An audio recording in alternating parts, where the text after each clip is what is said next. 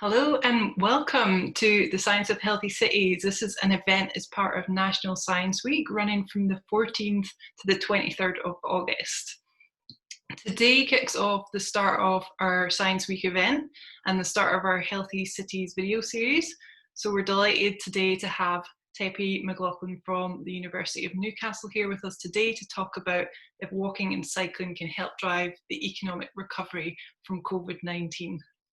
Before I pass on to Tepi, I would just like to acknowledge the traditional custodians of the land and pay our respects to their elders, past, present and emerging. Over to you, Tepi. Thank you, and I echo that as well. Thank you for having me on. I'm going to keep it nice and practical today. So I'm going to talk about, can cycling and walking help drive economic recovery from the inevitable recession of COVID-19? And of course, we don't know how deep that recession is going to be, but we know there's going to be something going on. So I've probably loaded the answer to be a yes, but I'll try and explain how I get there. So I'm a physical activity researcher, and every bit of physical activity done has an economic benefit. Every bit of walking and cycling has an economic benefit. So every dollar invested in walking and cycling facilities, infrastructure, and that can be things like footpaths, cycle paths, bicycle parking, showers, has a benefit. It has an economic benefit. And some estimates put that at every dollar invested to be $5. But this is what we're kind of currently building, and it's what we've been building for years. So on the left, I know it's not an Australian road, but it might as well be in a few years' time if we continue the same way. We can see the more lanes we build, the more cars we accommodate for. It makes it more attractive to drive than not. On the right is a photo from Sydney. They're building a bypass, and that bypass, millions of dollars, and it will make it, for a short time, a little bit better to drive, so more people will drive. And this is called induced demand, and so you end up with more cars. But the place that we live, including these places where we drive, have a direct impact on our physical activity and our health.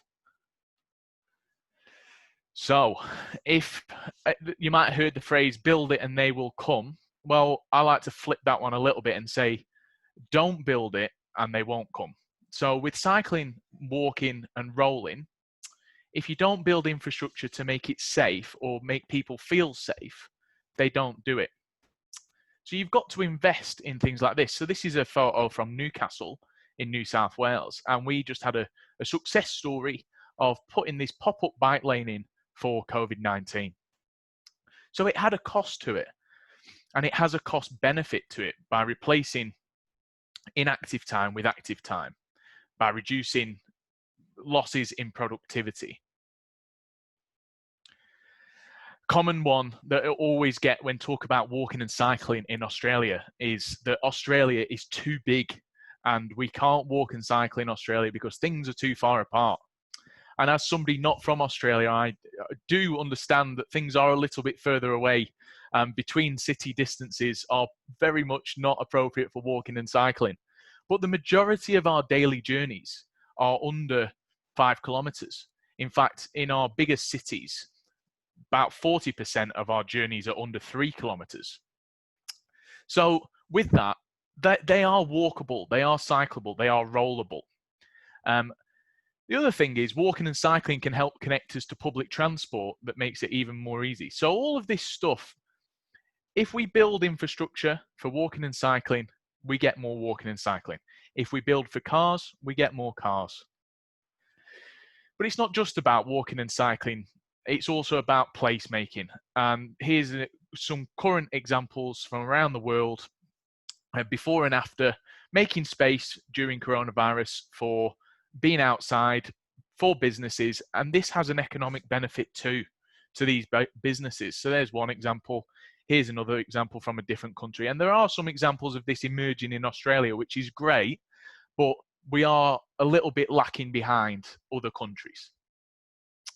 So for instance, in Australia, we've built less than 100 kilometers of pop-up cycling infrastructure across all of our cities.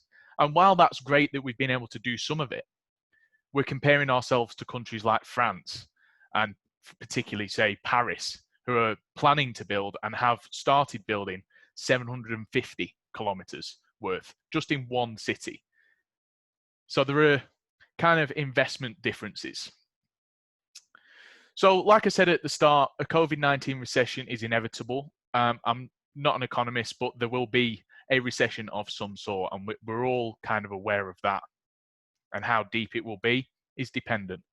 But what we've had a look at is following the money prior to the recession. Where was money being invested in transport? Was it being invested in cars?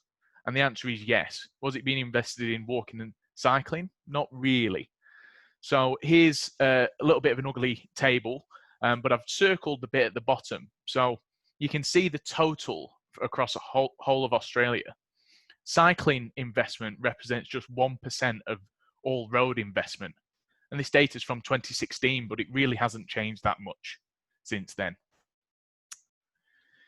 But there are countries doing it slightly differently and building back better. So popped up here, Ireland and the UK, who have announced plans for increased expenditure on walking and cycling.